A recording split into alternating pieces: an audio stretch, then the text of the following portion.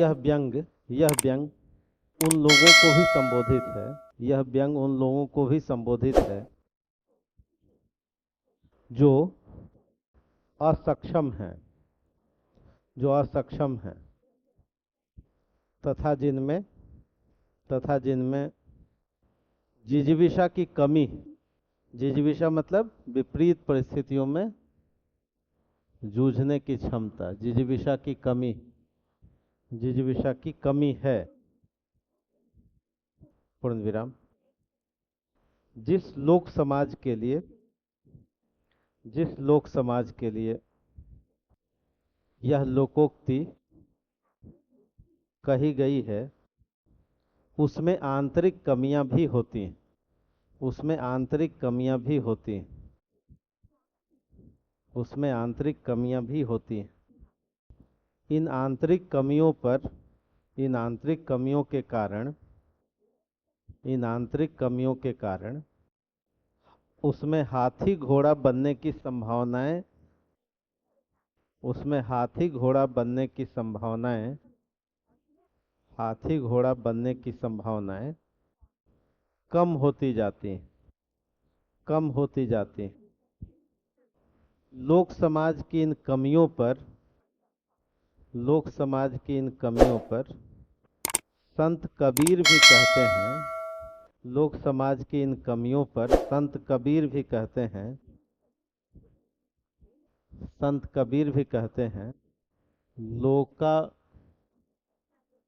मति के भोरा रे। इसका मतलब ये है कि जो लोक समाज है, लोक समाज विस्मरण का शिकार होती है, भूल जाती है।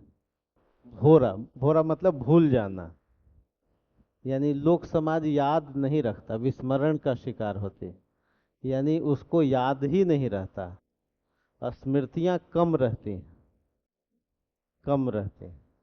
ये कबीर कहते कि लोक समाज जो है, मान लिया कि इस साल कोई सिलेंडर दे दिया तो पीछे का सारा दुख दर्द वो क्या होता है, भूल जाता है। मतलब लोक समाज को याद ही नहीं रहता अपनी वेदना, वो तत्काल कुछ देखती है लाभ और उसके अनुसार उसका क्या हो जाता है।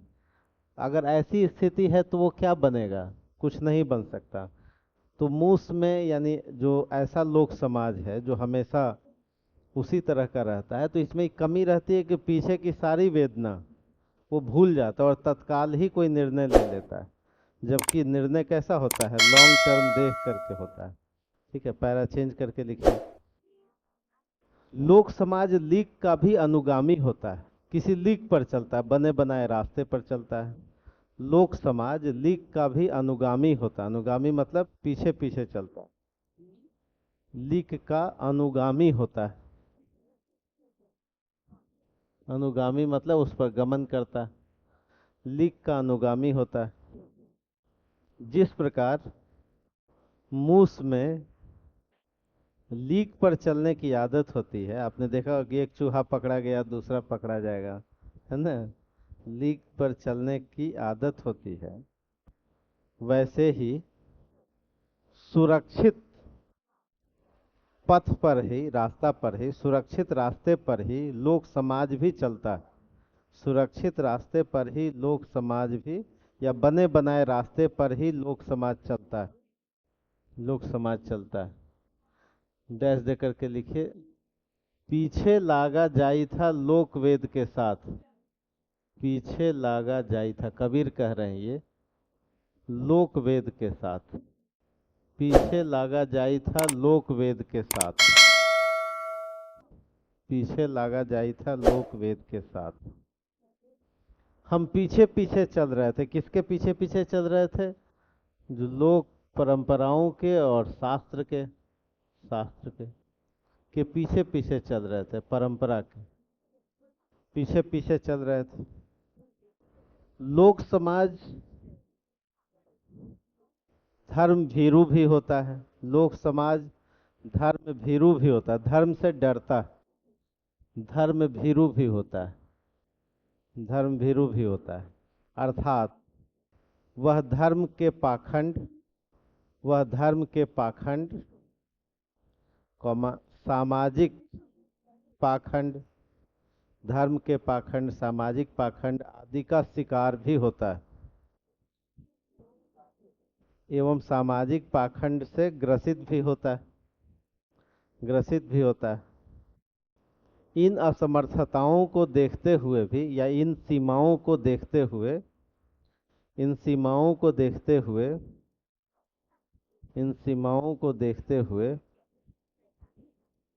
आइंस्टीन ने भी कहा था, आइंस्टीन का नाम सुना है आपने?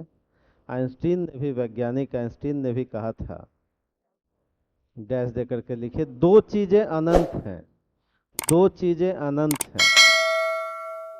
आइंस्टीन ने भी कहा था कि दो चीजें अनंत हैं, पहला ब्रह्मांड और दूसरा मूर्खता। दो चीजें अनंत हैं, पहला ब्रह्मांड और दूसरा मूर्खता। पूर्ण विराम। और मैं ब्रह्मांड के बारे में, और मैं, इसी में स्टेटमेंट है, और मैं ब्रह्मांड के बारे में दृढ़ता से नहीं कह सकता। दो चीजें अनंत हैं, एक है ब्रह्मांड और दूसरा मूर्खता, और मैं ब्रह्मांड के बारे में दृढ़ता से नहीं कह सकता, यानी मूर्खता तो होती ही होती है। ब्रह्मांड भले अनंत न हो, लेकिन मूर्खता तो अनंत क्या होती है? होती ही होती है। अर्थात जो आंतरिक कमियों के शिकार हैं, जो आंतरिक कमियों के शिकार हैं तथा जो आगे बढ़ना ही नहीं चाहते, वे न लोढ़ा हो सकते हैं न हाथी घोड़ा। वे न लोढ़ा हो सकते हैं न हाथी घोड़ा। वे न लोढ़ा हो सकते हैं न हाथी घोड़ा। पैरा चेंज करके लिखिए, गरीबी भी, पैरा चेंज करके लिखिए, गरीबी भी इस लोकोक्ति की पृष्ठभूमि में है, इस लोकोक्ति की पृष्ठभूमि में है। गरीबी भी इस लोकोक्ति की पृष्ठभूमि में है। अर्थात गरीबी के कारण भी विकास की संभावनाएं समाप्त हो जाती हैं। विकास की संभावनाएं समाप्त हो जाती हैं। गरीबी के कारण भी विकास की संभावनाएं समाप्त हो जाती हैं। इसलिए कहा जाता है कि चांद की किरणों में कलंक छिप जाते हैं, लेकिन गरीबी में नहीं छिपते। चांद की किरणों में कलंक छिप जाते हैं। चांद में कलंक है तो चलिए सुंदर ही है, छिप जाते हैं, किंतु गरीबी में कलंक नहीं छिपते। चांद की किरणों में कलंक छिप जाते हैं, किंतु गरीबी में कलंक नहीं छिपते। पूर्ण विराम। महाकवि तुलसीदास भी मानते हैं कि समर्थ को कोई दोष नहीं होता, समर्थ का कोई दोष नहीं देखता। जो योग्य और समर्थ है उसको कोई, समर्थ का कोई भी दोष नहीं देखता। देखिए वो क्या कहते हैं, समर्थ को नहीं दोष गोसाई। जो समर्थ है उसको कोई दोष नहीं देता, समर्थ को नहीं दोष गोसाई।